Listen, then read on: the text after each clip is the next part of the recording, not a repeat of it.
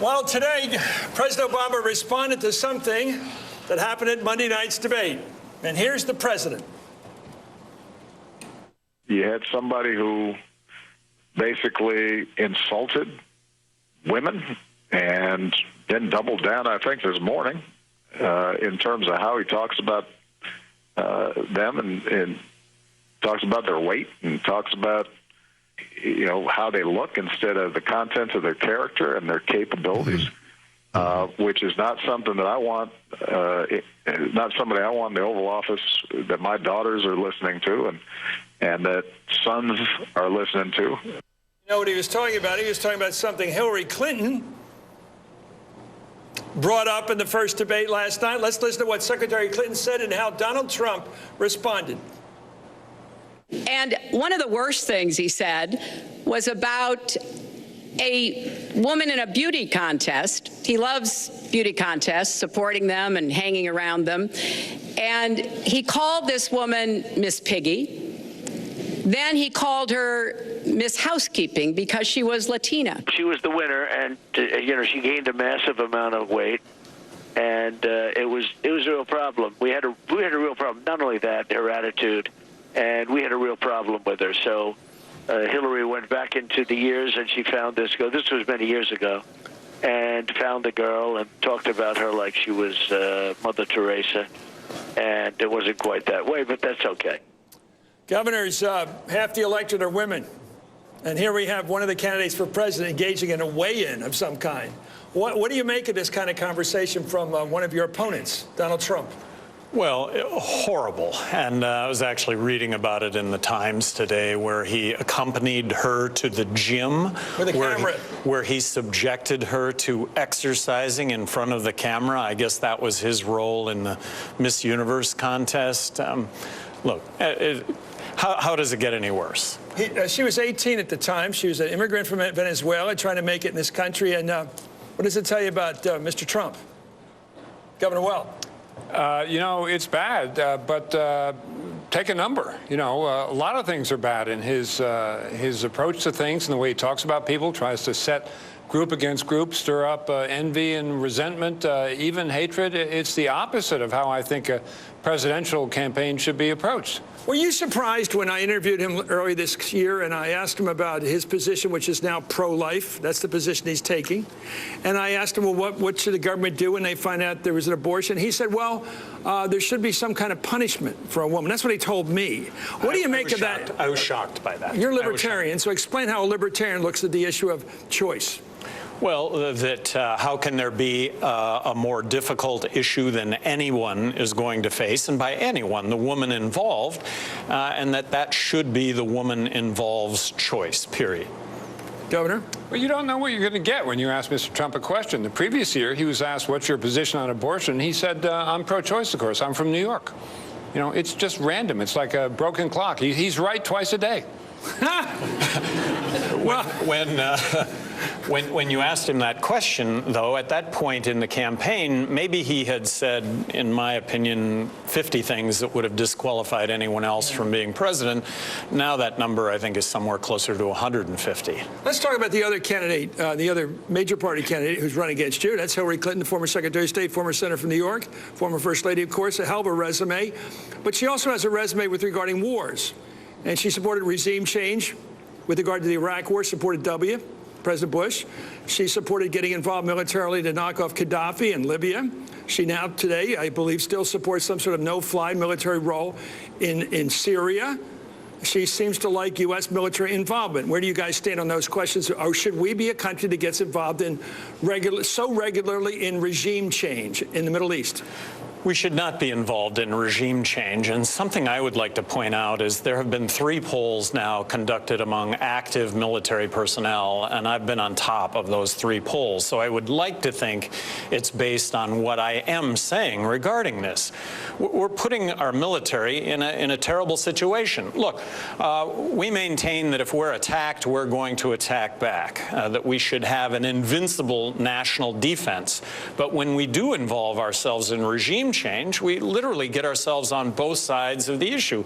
In Syria, for example, you just can't make up what has happened. And I don't think it was intentional on her part or Obama's part, certainly not on Bush's part, but this is what happens when we get involved in regime change. And, you know, Governor Johnson likes to point out that wars have unintended consequences, both economic and military and moral. You know, I spent a lot of time abroad after the Iraq invasion of 2003. Nobody can tell me that we didn't have pay a moral penalty for that in the world at large. And militarily, all the weapons that we armed the rebels with in Syria and Libya wind up in the hands of ISIS. That's militarily unintended. When we go to war, nobody talks about what the calamities are going to be. The old Europeans, they've been through 2,000 years of war over religion, usually, and they know what a war is. Both sides lose eventually. Yeah, I've spent some time recently with military guys coming home, mostly men, who come home with arms missing, legs missing, disfigured, blind, deaf. In one case, I met a guy with both. Does anybody think about that when they put our guys into combat in a war that has questionable value to the country? So here's what I'm getting really emotional over. And by the way, I blew this Aleppo question, okay? I want to take full responsibility for that. What have you done to correct the fact you didn't know what Aleppo was, or where it was, or what it was? Well, forget about Aleppo completely. I can't forget it. Forget about Aleppo completely and get to the root of what it's all about. Appreciate and that you now appreciate? I appreciated it from the very beginning that because a politician can dot the I's and cross the T's on some geographic location or the name of some foreign dictator, that in that context, now we should believe them when it comes to these interventions. And as a result of those interventions, our men and servicewomen are getting killed, they're getting maimed, they're getting injured for the rest of their lives, and in this case, hundreds of thousands of innocents in these countries that get caught in the crossfire of these civil wars. Is your point that a resume doesn't give you discernment?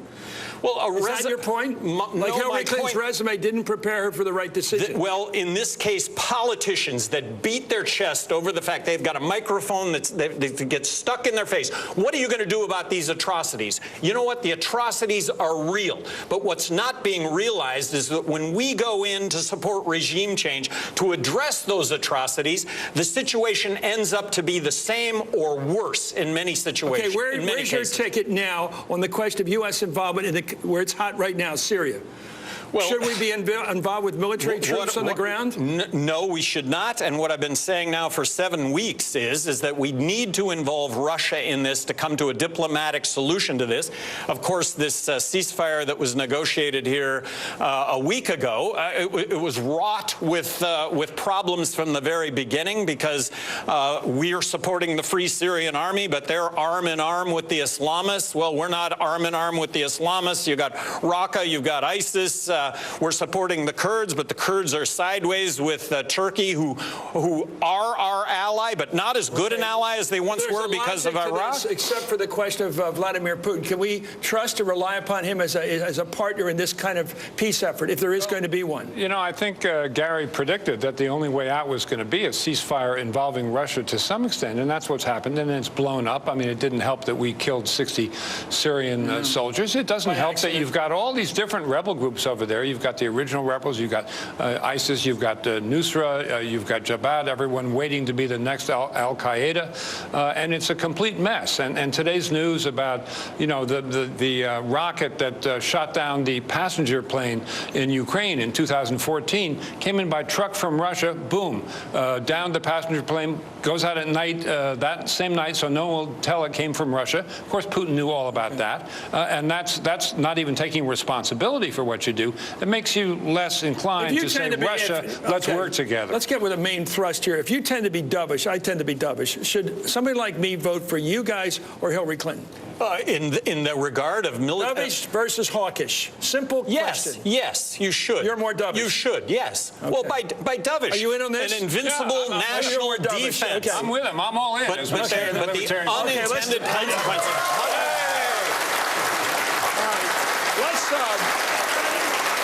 We're going to get back to this, I'm sure, with the questions as we get them. Let's look at this exchange from Monday's debate with 84 million people watching. When Donald Trump defended his birther crusade, where he said that basically the President of the United States is an illegal immigrant who somehow snuck in the country, went to college, got into Harvard Law Review, got everything somehow through secretive sort of Manchurian candidate style, secretive conspiracy theory stuff. Anyway, here he is explaining and defending. We're talking about racial healing in this segment. What do you say to Americans? Well, it was very, I say nothing. I say nothing because I was able to get him to produce it. He should have produced it a long time before. I say nothing. And I think I did a great job and a great service, not only for the country, but even for the president in getting him to produce his birth certificate. So Donald Trump was doing a favor to the President of the United States by saying, show me your driver's license, basically, since you're the first African-American president. That's what he was doing. Anyway, Michelle Obama, the First Lady, spoke out on the birther issue, conspiracy theory today. Let's hear her point of view. Let's take a look. There are those who question and continue to question for the past 8 years whether my husband was even born in this country. And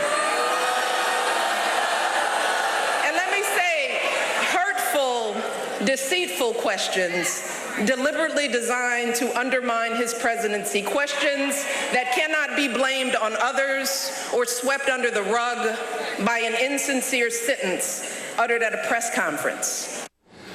Trump has said that Hillary Clinton's people started this. What do you make of that, Governor? Well, based on my following the story, and I'm not a rock thrower, I've never, ever said a word about this. I just always thought it was BS from the very beginning, and it just continues to be BS. No, but that's the biggest granddaddy of a whopper of all, him saying, oh, Hillary Clinton started this, I'm ending it. I mean, that's pathetic. It's so palpably a lie. Why would he do it?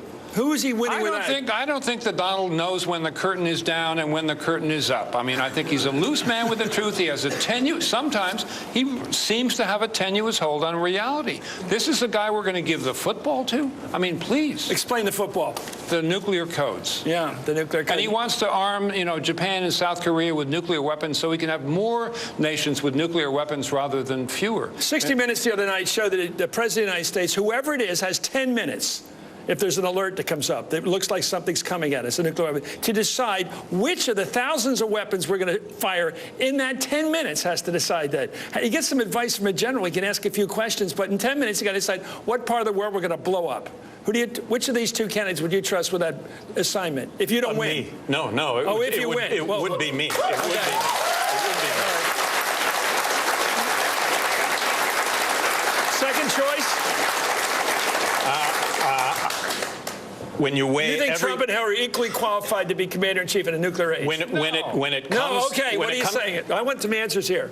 This is hardball. I don't know that Gary and I are totally on the I like same it when you disagree. on this, but, let's disagree here. But no, Hillary Clinton is clearly qualified to be commander-in-chief and president of the United States. How about the other guy? Donald Trump is clearly not qualified, and I've encouraged him almost with affection to think of some other job or profession he'd like to. And I've suggested the laundry business. He could do great in the laundry business. He's got business smarts, but president of the United States is just the wrong tree to be barking up for him. I think she's gonna press the button. Well, if confronted with that 10 minutes, she's going to be hawkish. She's going to be more hawkish in that role. You think she's got a happy trigger? I think that she's not going to err on the side of not being the aggressor. Okay. Well, let's talk about something else that we probably are going to have to face more immediately than nuclear war decisions, which is climate. And look at this audience, average age 20, 23, maybe at the most 23 right now. I think we're above the average, by the way. And they're going to live in this climate. And we have one of the candidates saying there is no climate threat, even though anybody who lives in Massachusetts sees the water level coming up here. It's coming up everywhere. The ice, the snows of Kilimanjaro have long gone. No, I've been to Kilimanjaro. There's still a long ways from. Oh, okay, leaving. all right. So you're different. So, okay, so you've been up there. I've been up there. It's well, a you've big been. chunk of My ice, wife's been there. Well, let's talk about your firsthand report on the top of Kilimanjaro. Do you think climate change is real? Because one of the candidates challenging you guys, Hillary Clinton, believes it's very real. The other says it's a hoax cooked up in China. No, I think it's real. I think that it's real, and that we as human beings are demanding less carbon emission, and that's a good thing, and we're getting it. We're 16% of the world's carbon load, so let's not... Okay, you're a libertarian. How does a libertarian avoid overregulation? Because if we do think fossil fuel use is dangerous to the environment, something has got to stop that use. How do we deal with the libertarian environment? Well, in this case, the free market has dealt with coal. The free market has, has bankrupted marginalized coal. 36% of the load remains coal, but if you are an electrical, if you supply the electrical grid, which is currently 36% coal, you're not going to replace it with coal because natural gas is still lower in price. So free market, natural, everything is being built right now. You wouldn't have federal controls on emissions. No, I think the federal government has a role to protect us against harm. I put pollution in that category. So federal government setting standards, setting scientific standards regarding harm? Yeah, you bet. Because of the smell or what? Bad air, but not on the climate issue. We're going to breathe it, we're going to breathe it, we're going to inhale it, just the health consequences. Basically, you don't have a problem with the government action to deal with climate. You don't have a problem with that, generally.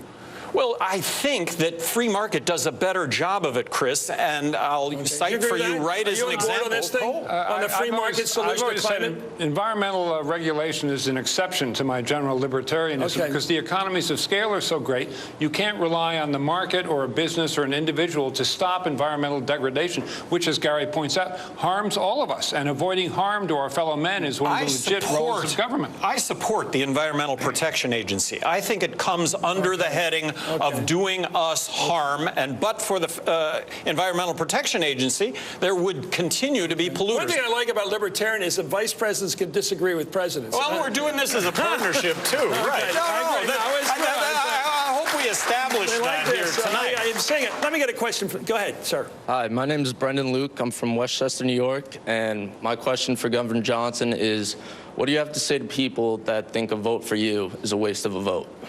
Well, that a wasted vote is voting for somebody you don't believe in. That's a wasted vote.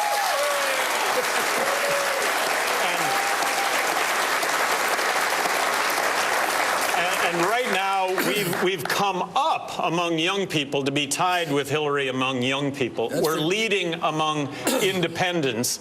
So what I say is offering, the two of us, offering a first vote to people, that's something that we're very proud of. Well, let's get to some of the things, because everybody sees this happening in the Democratic Party. They know you guys are doing well among younger voters, millennials. Look at this. This is in the Hill newspaper today, in Capitol Hill. Democrats panicked by third-party candidates drawing support away from Hillary Clinton are ramping up their attacks against Gary Johnson and warning that a vote for a third party is a vote for Donald Trump. And now listen to President Obama today on that very point. Here's President Obama warning about you guys. If there's one message I want to deliver to everybody, if you don't vote, that's a vote for Trump. Wow. If you don't vote, that's a vote for Trump. If you vote for a third-party candidate who's got no chance to win, that's a vote for Trump. What do you make of that? He's talking about you guys. Let me tell you the way I make that for young people. Yeah, so you disagree with the president, obviously. Well, yes. Neither Trump nor Clinton is going to do anything regarding Medicaid and Medicare. So I'm going to get my health care. I'm going to get my retirement. But you all are going to foot that bill, and you're not going to get anything. Yeah, I think there's a reason why young people are supporting us. So they're not going to. Neither guy's going to reform the situation. Nobody's going to reform the situation. I mean, we're headed to bankruptcy with regard to the size and scope of government. You know, Chris, the government's too big, you argue. What's going on this year is that both the establishment parties in Washington are trying to scare everybody, brainwash them into thinking you got to vote for an R, you got to vote for a D, because we have a monopoly on power in Washington, and we'd like to keep the monopoly. I would suggest they haven't done a great job in Washington in the last 15 years getting the people's business done, because they so obviously want to kill each other, just like the campaigns want to kill each other. We're going to talk a lot about that, Governor Weld and Governor Johnson. We're going to get some more questions from the audience here when we get back. It's at the University of New Hampshire. Back to Governor Johnson and Weld.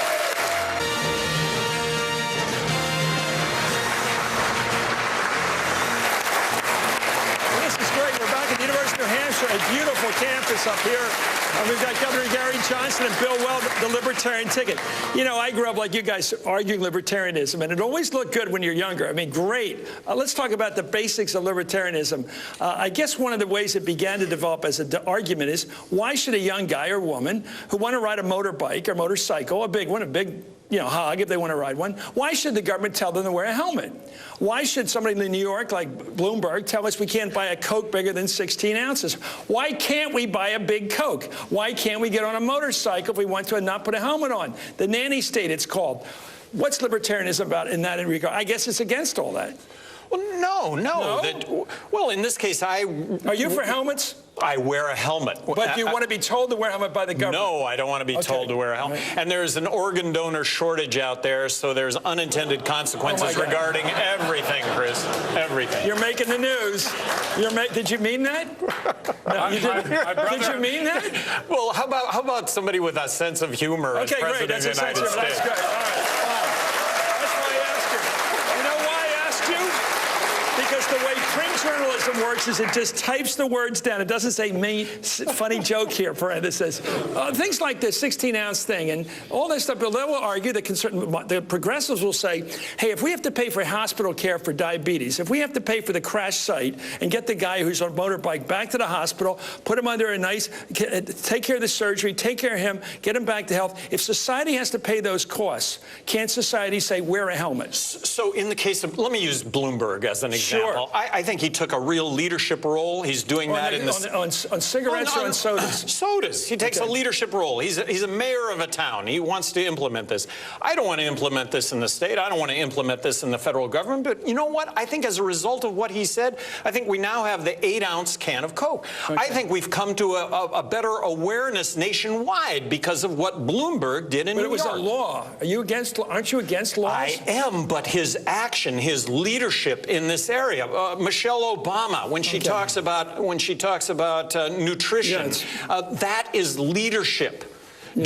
Do we legislate that? No, because then we end up, because then it's so successful, the reduction in the size of sodas, that I guess at some point we'll criminalize it to make sure that everybody complies with it. Okay, let's talk about dope, okay? Yeah. Why do they call it dope?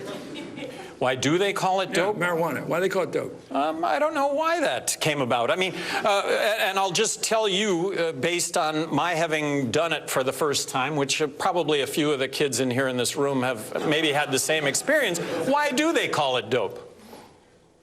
You're looking at me. Is this funny? Or you're giving me the look. Am I supposed to respond to that? What do you want me to think here? You don't think it's dope? Well, it's the safest. It's so much safer than everything else that's out there, starting with alcohol. Well, let me read you something from your platform, because I know you know this. Basically, this is the Libertarian platform. You guys have read it, right? Of course. I read it. Okay, I just want to make sure. You don't have to agree with every word. Okay, well, here's some words you might have some interesting comments on. We favor the repeal of all laws creating crimes, that's in quotes, without victims, such as the use of drugs for medicinal or recreational purposes. That's pretty clear. Now, marijuana, okay, that's legal in Colorado. It's got different degrees of legality or non-criminality in different states. Well, what about we move it a little further? Recreational drugs. Some people might say cocaine is recreational. Some might say crack cocaine. Some might say meth. They might say heroin. Where do you draw the line in terms of libertarianism on drugs? Well, so we are the Libertarian nominees. And as a governor of New Mexico, I was the highest elected official in 1999. Did you mean that literally? To call. You borrowed that from the other day.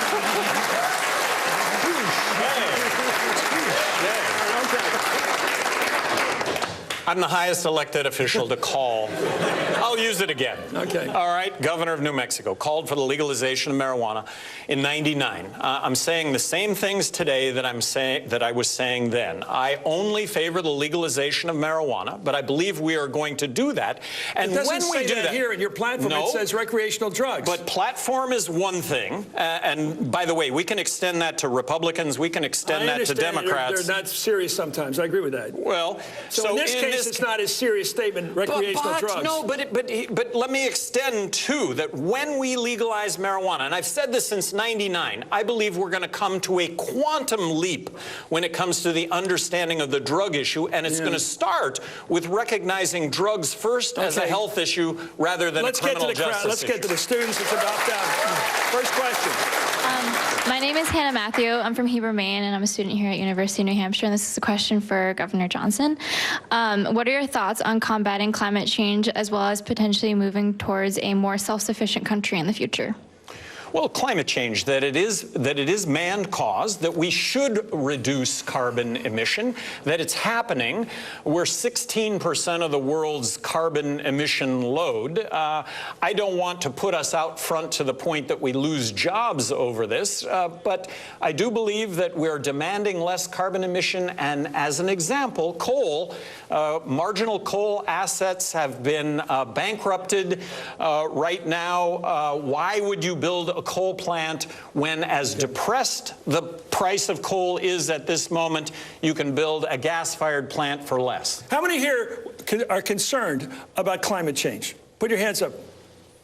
Pretty strong, pretty much unanimous, pretty much, except the guy with the beard. You don't. No, that's all right. No, it's fair. Odd man outs the good man sometimes. Go ahead. I'm from Plymouth, New Hampshire, and my question is for Governor Johnson. How would you make college more accessible to students of lower socioeconomic conditions? Bernie Sanders was here today. He was very powerful over a couple blocks from here, about 4 or 5 blocks on campus. He is still for free tuition. The tuition here for in-state tuition is $29,000 a year. That covers being here, board and everything. But it's $29,000. Bernie says he's going to make it free for state college tuition. Where are you on that? That's not a libertarian solution, I don't think. Well, I'd just like to point out the reason for the high cost of college tuition in the first place. And the reason for high college tuition in the first place is guaranteed government student loans. If guaranteed government student loans were to have never existed, I'm going to guess that the cost of college tuition today would be half of what it is, because there's a skewed supply and demand, and government has interjected itself in that. I think students have been sold a bill of goods. They're graduating from college today with a home mortgage without the home. I would certainly be open to legislation that, similar to the bailout of Wall Street, that somehow gets kids locked into a much lower interest rates when it comes to student loans. But if you're going to offer free college tuition for public institutions, what you're going to do is you're going to bankrupt the entire private university system. And the model of the future, I think, is free education. It's the Khan Academy. It's a kindergarten through doctoral degree in any subject whatsoever. Where's that money come from? In the case of the Khan Academy? Yeah, you're talking about free. Well, if you don't have to pay tuition, who pays the professor? Well, that we've become locked in this model that we have now. Libertarians are all about competition. Libertarians are all about free market, bringing competition. Well, what about how many here are better products, how many here at UNH only because they're able to get a loan? How many? How many paid the tuition full bill? The full bill. Well, how did the other guys get here? Are you all on scholarship? Anyway, I went to Holy Cross on student loans. So you're making a hard argument. No, what I'm saying is, if student loans didn't exist, you'd have paid half of what you paid. I wouldn't have been able to go. Well, or you'd have been able to pay half of it, and for a lot of kids, they wouldn't have gone to school. Okay. But believe me, if everybody boycotted college next year because of the high cost of college, guess what? Tuition's going to drop significantly. Okay, before we go to break, I just want to say, I'm being told through mechanical information, electronic information, that there's a lot of excitement out there, Twitter excitement right now, because of what you said about Hillary Clinton and the nuclear button. You believe it would be a precarious situation if she had commander-in-chief responsibilities over nuclear war? I think she's going to shoot. I think she's going to shoot. She's not going to be herself. She's not going to be perceived as weak. She's going to shoot. We'll be right back with Gary Johnson and Bill Weld. You're watching Hardball at the University of New Hampshire.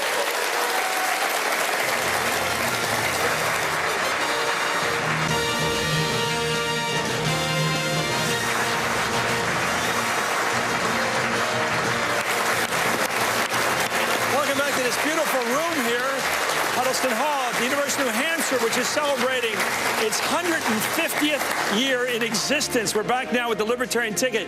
Gary Johnson, Bill Weld. We got a bunch of people, 3 people definitely lined up, but I got us a little lightning around here. This is where we have fun and maybe make some news. Who's your favorite foreign leader? Who's my favorite? Just name anywhere in the country, any one of the continents, any country. Name one foreign leader that you respect and look up to. Anybody. Mine was Shimon Peres. No, okay, I'm talking about living. Go ahead.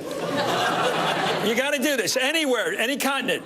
Canada, Mexico, Europe, over there, Asia, South America, Africa. Name a foreign leader that you respect. I guess I'm having an Aleppo moment in the former president of Mexico. But I'm giving you the whole world. I know. Anybody in the world you like.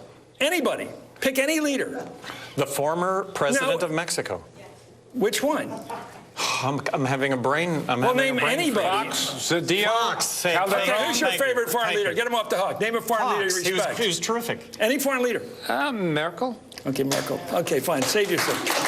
Can't argue with that. Anyway, let's go. Who's your favorite president in history? Favorite most Libertarian? Jefferson. Okay, so you first Libertarian. So what do you think of the Democrats getting rid of their Jefferson-Jackson Day dinner because they didn't like Jefferson because he had, well, slaves? Well, the Constitution did have flaws in that it was signed by a bunch of... So you wouldn't get rid of the J.J. dinners if you're a Democrat, would you? I wouldn't. Okay, what about... We're Jeffersonian liberals. We love Jefferson. Okay, who's your favorite Supreme Court justice? There are 8 of them. Yeah, no. Current... Yeah, right now. 2016. Favorite judge, favorite justice? I'd say maybe Kennedy. Anthony Kennedy. Yeah. You? Kennedy. Yeah. Okay, let's bring up the next question. Next question. Bill Weld is your lifeline. Anyway, go ahead. Phi Alpha, Gary Johnson. Phi Alpha. My name is Joseph Ramirez. I'm from Long Island, New York. I have a question regarding what do you plan on doing to combat the misconduct against African Americans and police? You know, I do believe Black Lives Matter. The movement matters.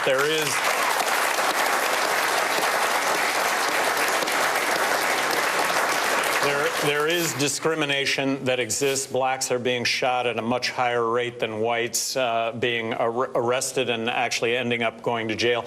I think as President of the United States, with the Department of Justice, that we could find the common threads where least amount of discrimination exists, best incidents of violence exist, as opposed to worst threads of discrimination, worst threads of violence, and could drive a real education from the federal standpoint.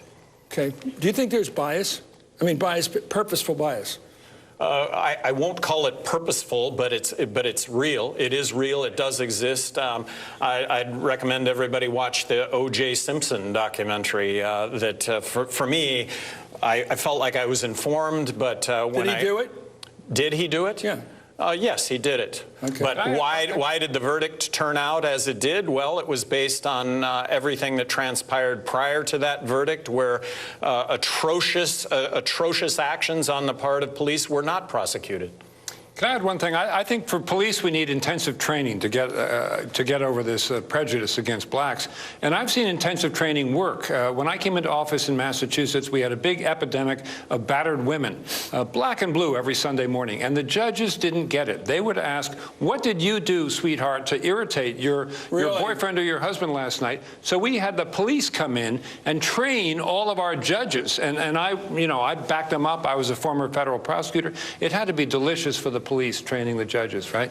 Yeah. But it really worked. Because they knew what was going on in the household. They knew what was going on, and the judges were clueless, and they got it after a while. Because the cops are called back again and again for domestic disturbance, and they got the picture. Yeah, and the judges were just out of it. They were too old school, but it absolutely worked, and we turned it around, and I commuted the sentences of some women who've been convicted of manslaughter for trying to defend themselves with a curling iron when their husbands and boyfriends were trying to beat them to death. Okay, we're going to come right back with more. Hang in there. We'll be right back with more questions from the University of New Hampshire at our college store.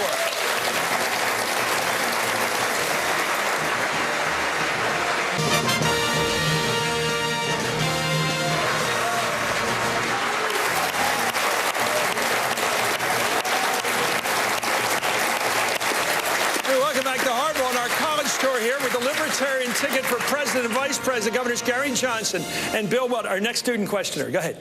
Hi, my name's Kate. I'm from San Francisco, California. I'm a student here at University of New Hampshire, and my question's for you, Gary Johnson. A lot of candidates recently throughout the campaign have been talking about cutting Planned Parenthood. I want to know what your opinion on it is, whether you would cut it or what's your stance on Planned Parenthood.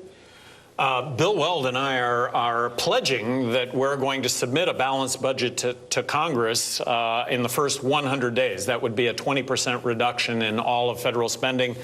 We would plan on cutting Planned Parenthood 20% along with everything else.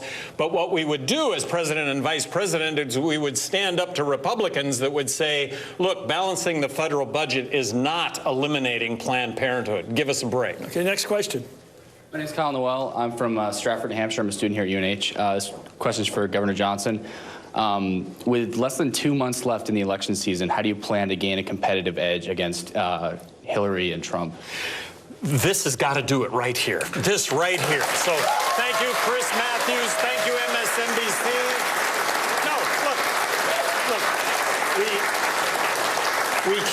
We keep plugging away, and by all of our analytics, we keep rising. So hopefully we will be in these second and third debates. And in my opinion, the only chance we have of winning is to be in these presidential debates. So I do think that this could bounce Governor, where are you forward. strongest in terms of that 15%? Where do you exceed it in the country? What's your big states? Big states would be New Mexico, Utah, Idaho, the Dakotas, Alaska, Maine, New Hampshire. I think we got a pretty good showing. I mean, we're at 17% plus in 15 states. So.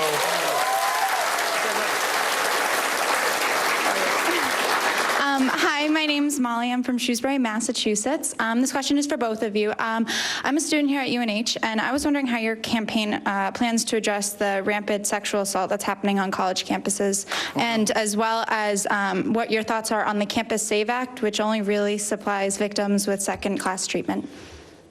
Being aware of it, for starters. It is something that exists, and when you recognize that the preponderance for you to claim that you have been sexually assaulted, the odds are against you from the very beginning to the point that you just don't do it. So recognizing it, recognizing that it is rampant and that the deck is stacked against you as the woman. How many women here believe, or men, everybody, how many believe it's a problem here as well as elsewhere? Yes. Yes. Okay, boy, that's a bad showing right there. Thank you so much. It's like the battered women situation I was talking about. You got to take it seriously and change the culture, and that involves, you know, aerating it and making sure that these things become public, and then they're aerated in public, and then the sort of culture of silence and culture of wink wink is going to go away. Next question. Thank you. My name is Stephanie. I'm a student at the University of New Hampshire as well. Money in politics has been a huge issue throughout this election. I was wondering how your campaign is funded and how that affects your ideals. Well, interestingly, right now, apparently Hillary is spending more money than we have trying to discredit us at the moment. So we don't have a whole lot of money. But in the context of money, I think that there should be unlimited campaign contribution, but that there should be 100% transparency, something that doesn't exist today. Something that is misunderstood is when you limit campaign contribution, basically that's incumbency protection. Nothing changes if you limit campaign contribution. It goes to those people that have a name and that things stay very status quo. I've always been also supportive of candidates wearing NASCAR jackets with patches commensurate with the size of donation. How do you enforce that? How do you say Koch brothers on your uniform? Well, how do you make somebody wear the Koch brothers? That there would be 100% transparency. How about, yeah. So that yeah, you'd be able, as a fact checker, you'd be able to make sure that the Koch brothers did have that. Do you think that's a libertarian idea to make people wear costuming to show where their money came from? Very libertarian. Hey, I think it's so. a fascinating very idea. libertarian myself, but I do get crossways with the Libertarian Party once in a while. But it's it's an open debate and discussion. You can't call it one person, one vote when somebody's spending $20 million in a campaign, can you? Yeah, but when one person spends $20 million on a campaign and publicly acknowledges that, then that's up front and center, and that person for $20 million may be able to support. You can't turn on the television without listening to their advertisement. It's like Big Brother. It's relentless. That does affect voting, doesn't it? Well. Well, and if it's coupled, for example, if you have a billionaire that gave $500 million to Bill and I and gets us elected, that's going to be for the benefit of the country, Chris. Okay, well, and currently he can't do that. Currently he can't do that. I've been seeing faces turning in both directions. They don't agree with you. Anyway, we've got more questions here from the audience when we return from the University of New Hampshire.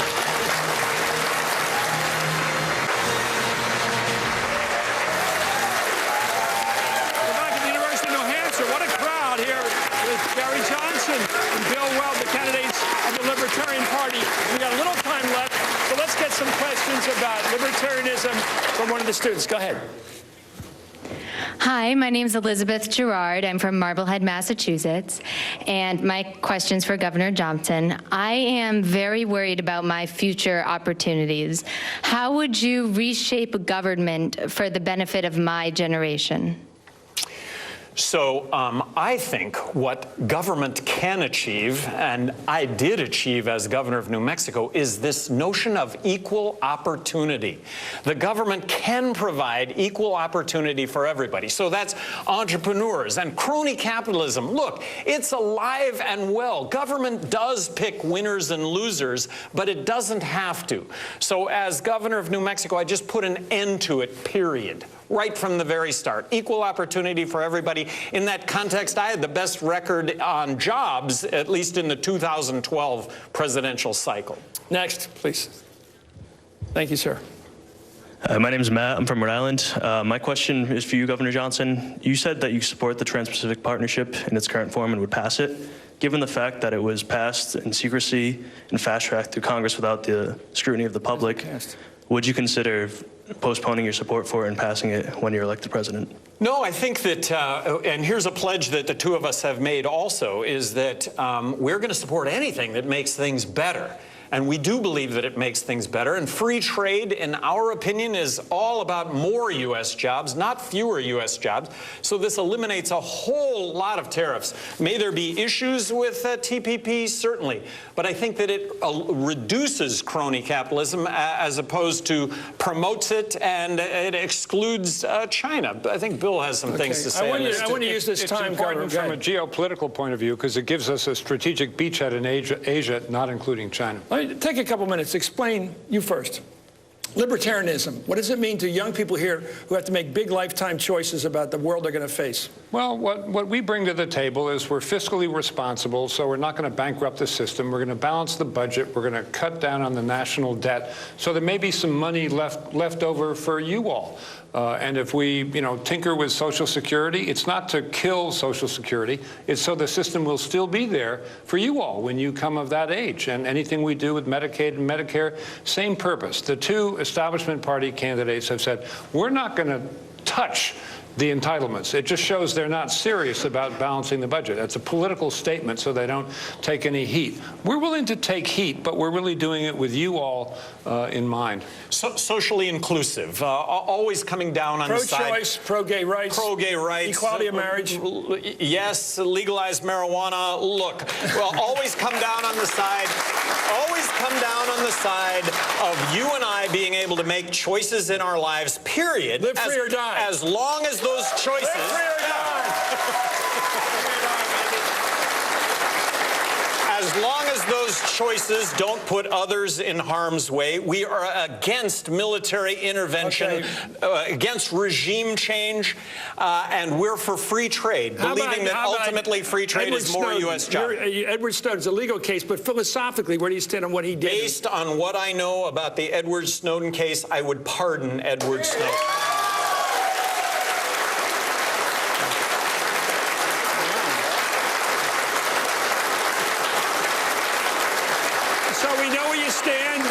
And in this hour, we've learned that you're more dovish than Hillary Clinton. You do, personally, wonder what she'll do if she has the nuclear trigger in her hands, right? Yes. You said it twice. I gave you 2 opportunities to say she wasn't trigger happy.